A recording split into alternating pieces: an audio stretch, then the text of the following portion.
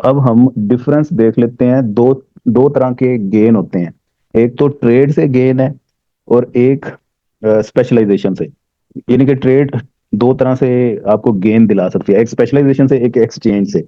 एक को बोलेंगे गेन फ्रॉम एक्सचेंज और एक को बोलेंगे गेन फ्रॉम स्पेशलाइजेशन। तो ये क्वेश्चन लिख लें, explain gain of trade from specialisation and from exchange.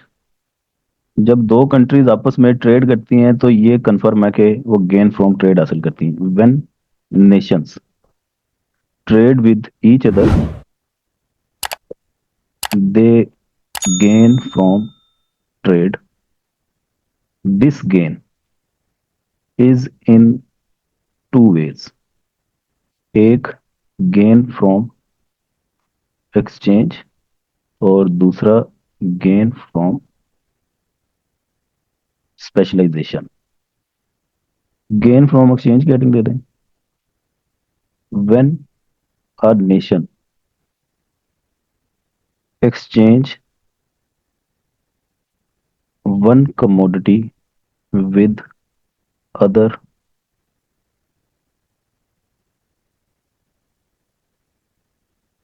without specialization called gain from exchange। Graphically इसे अगर आप दिखाना चाहें, ये जी आपने कहना है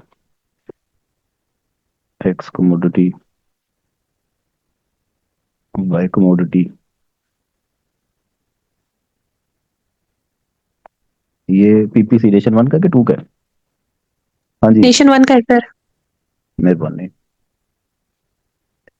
बिफोर ट्रेड ये नेशन इस ए पॉइंट पे है, जहाँ पे हम फर्ज कर लेते हैं कि वो 50 यूनिट, अस्सलाम वालेकुम। वालेकुम सलाम, एक्स के और 60 यूनिट वाई के वो कंज्यूम एंड प्रोड्यूस कर रहा है। अब ट्रेड ओपन हो गई है, लेकिन ये नेशन स्पेशलाइजेशन नहीं करता, स्पेशलाइजेशन नहीं करता, और विदाउट स्पेशलाइजेशन एक्स एक्सपोर्ट कर देगा और वाई इंपोर्ट कर देगा। तो उस केस में सिनेरियो इसका ये बनेगा,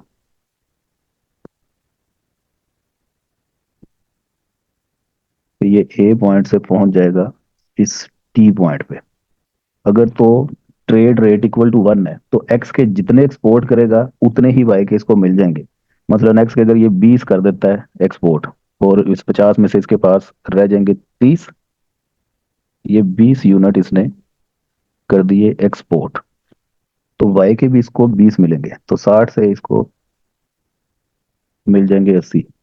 तो ये 20 यूनिट इसके इंपोर्ट के हो गए। तो अब इसका नया कंजम्पशन का पॉइंट आफ्टर ट्रेड ये टी है। कम्युनिटी इंडिफरेंस कर्व यहाँ पे टेंजेंट हो रहा है, इसका मतलब है ये टी पॉइंट इसका आफ्टर ट्रेड कंजम्पशन का पॉइंट है। तो ये जो ए पॉइंट से टी पॉइंट पे शिफ्टिंग हुई है, ये गेन फ्रॉम एक्सचेंज है।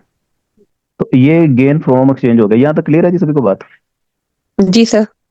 अब उसके बाद आगे हेडिंग दे दें gain from specialisation. Nation specialised in its favourite commodity first, then exchange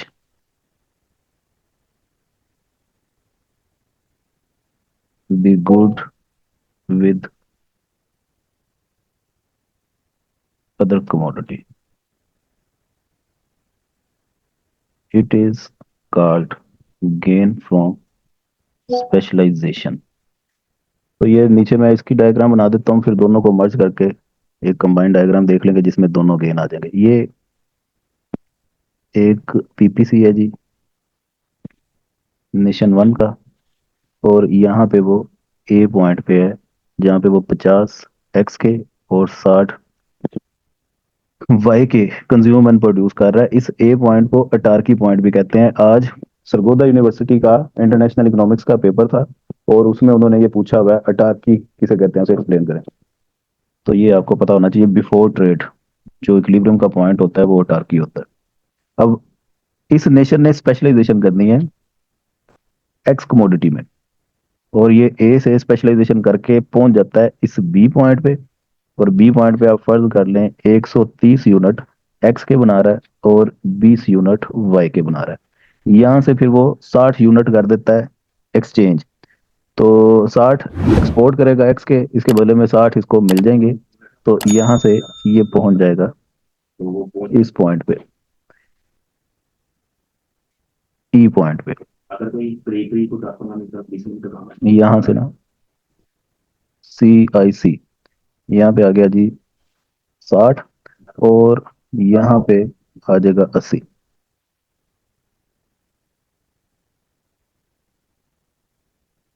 तो ये जो ई पॉइंट है ये हो गया जी गेन फ्रॉम स्पेशलाइजेशन। समझे बात? मेहरबानी। बाकी सारे गूंगे आ रही है आवाज? बाकियों को मेरे ख्याल से ना आवाज नहीं आ रही। दरका को भी आ गई है, मुबारक हो। अब इन दोनों डायग्राम में डिफरेंस पता चल गया आप सब लोगों को कि नहीं चला पता अभी भी? सर समझ आ गई है। स्पेशलाइजेशन करनी है तो ए से जाना पड़ेगा बी पॉइंट पे। बी पे 130 हमारे पास इसके हैं और 20 हमारे पास इसके हैं। ये दोनों का डिफरेंस आपको पता चल जाएगा कि ज्यादा फायदा किसमें है, स्पेशलाइजेशन में या विदाउट स्पेशलाइजेशन में। अब इस बी पॉइंट से ये हमने ये देख लेना आपने कि ये जो प्राइस लाइन है ना ये टेंजेंट होनी चाहिए। इस तरीके से बनानी है आपने।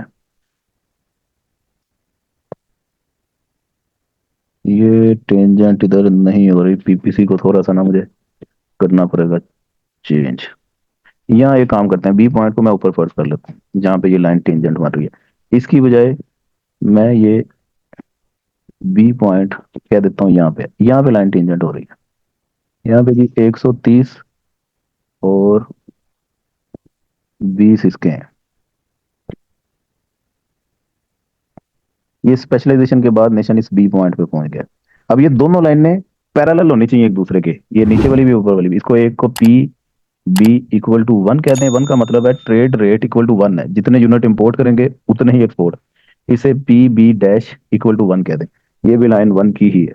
तो यहाँ से फिर ये नेशन करेगा एक्सचेंज और पहुंच जाएगा इस ई पॉइंट पे, जहां पे हम्म, ये इसकी क्वांटिटी तो ज्यादा हो गई है लेकिन ये भी ज्यादा नजर आने चाहिए। मैं डायग्राम दोबारा ही बना लेता हूँ। ये आ जाएंगे जी 60 पे, या देखें ऐसी समझ आ रही है तो चलें। ये आ जाएंगे 80 पे। तो ये जो एरो मैंने लगा दिया दोनों साइड्स पे, ये स्पेशलाइजेशन के बाद इतना हमें गेन फ्रॉम ट्रेड हुआ है, ये पोर्शन वाई में और इतना पोर्शन एक्स में। इसको खुद नीट करके बना लीजिएगा, बुक में बनी हुई है, मैं आपको भी दिखा भी देता हूँ। हाँ बस जी ये सर। समझ लें जी कि सर। ये ई पॉइंट टी से सुपीरियर है क्योंकि टी से आगे है, ये राइट साइड पे है। तो ई पॉइंट पे लिविंग स्टैंडर्ड ज्यादा एक नेशन एंजॉय कर रही है क्योंकि इसमें एक्स और वाई की कमोडिटीज क्वांटिटीज ज्यादा है। तो एक्सचेंज से इतना फायदा नहीं होता जितना स्पेशलाइजेशन के बाद ट्रेड करके होता है। तो अभी ये बुक में आपका चैप्टर नंबर 3 में ये टॉपिक है। हाँ, ये diagram gain from exchange and specialisation. तो एक्सचेंज से ए से टी पे जाता है, और स्पेशलाइजेशन में ए से पहले स्पेशलाइजेशन करके बी पे जाता है और बी से फिर ई पे आता है। तो ये टी और ई को आप कंपेयर कर लें, ई पॉइंट ज्यादा सुपीरियर है, तो साबित हुआ स्पेशलाइजेशन से ज्यादा फायदा होता है। ओके, जी सर। ठीक है सर। इतना काम रखें, बकाया फिर अगली क्लास में देखते हैं। अच्छा जी, ये एक और वायलेशन है हेशर-ओलन की अजम्पशन की, जिसमें हमने ये सीखा कि दो नेशंस दो कमोडिटीज प्रोड्यूस कर रहे हैं और दोनों ही डिफरेंट कमोडिटीज में स्पेशलाइजेशन करते हैं। मतलब नेशन वन जो कि लेबर अबंडेंट था वो एक्स में स्पेशलाइजेशन करता है, और नेशन टू वो वाई में स्पेशलाइजेशन करता है। तो इस तरीके से ट्रेड पॉसिबल हो जाती है और बेनिफिशियल हो जाती है, गेन फ्रॉम ट्रेड होता है। क्या कभी आपने ऐसा सोचा है कि कभी ऐसी सिचुएशन बने दोनों नेशंस को एक ही कमोडिटी सूट कर रही हो, और वो दोनों नेशंस अपनी अपनी टेक्नोलॉजी या इंटेंसिटी के हिसाब से सेम कमोडिटी को प्रोड्यूस करें, तो फिर ट्रेड का क्या बनेगा? ट्रेड पॉसिबल है कि नहीं है? क्या कहते हैं आप दोनों इस बारे में? दोनों ही एक्स में स्पेशलाइजेशन करना शुरू हो जाए तो ऐसे में फिर ट्रेड पॉसिबल है। अच्छा जी, बहरहाल ये फैक्टर इंटेंसिटी रिवर्सल ये मैंने लिख दी है, इसकी छोटी सी कहानी ये पढ़ लें, इसमें कोई दिक्कत है तो वो बता दें, मैं एक्सप्लेन कर दूं दोबारा। जी सर, ठीक है, सही है। अब यहां तक तो बात समझ आ गई। अगर दो नेशन के दरमियान जब कभी भी फैक्टर इंटेंसिटी रिवर्सल की सिचुएशन आ जाए तो ट्रेड वो फ्लॉप हो जाती है। In presence of factor intensity reversal trade is not possible. भाई ट्रेड तो उसी वक्त पॉसिबल हो जब एक एक्स बना रहा हो दूसरा वाई, वो दोनों एक दूसरे के साथ रिप्लेस कर ले, दोनों ही एक्स बना रहे हैं तो की बनू दुनिया का।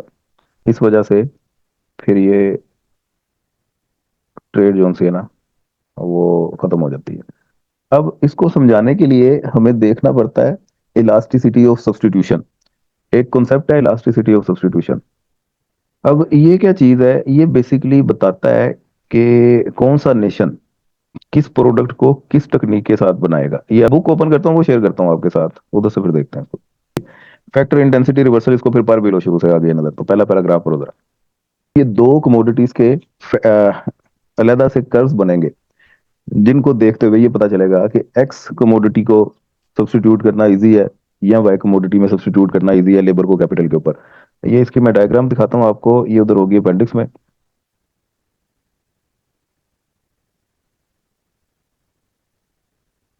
ये यहाँ पे कहीं पे होनी चाहिए, ये है। ये डायग्राम ध्यान से समझ लीजिएगा आसान सी बात है। यहाँ पे देखें, ये एक कॉम्बिनेशन ए है जो 6 यूनिट कैपिटल के लगाता है और 18 यूनिट लेबर के लगाता है, तो एक्स का एक यूनिट पैदा करता है। ठीक है। तो इस प्रोडक्शन टेक्निक से ये यहां से मैं अगर रे गुजारूं तो ये रेशो क्या हुई बोला, एल ओवर के की 18/6, तो ये इक्वल आ गई 3 के। इसका मतलब है कि लेबर 3 गुना ज्यादा लग रही है। तो ये पेयर जोन सा ए है, ये एक्स को बना रहा है लेबर इंटेंसिव टेक्निक के साथ, जबकि यही एक्स ये नेशन टू में प्रोड्यूस हो रहा है। 18 यूनिट वो कैपिटल के लगा रहे हैं और 6 यूनिट लेबर के।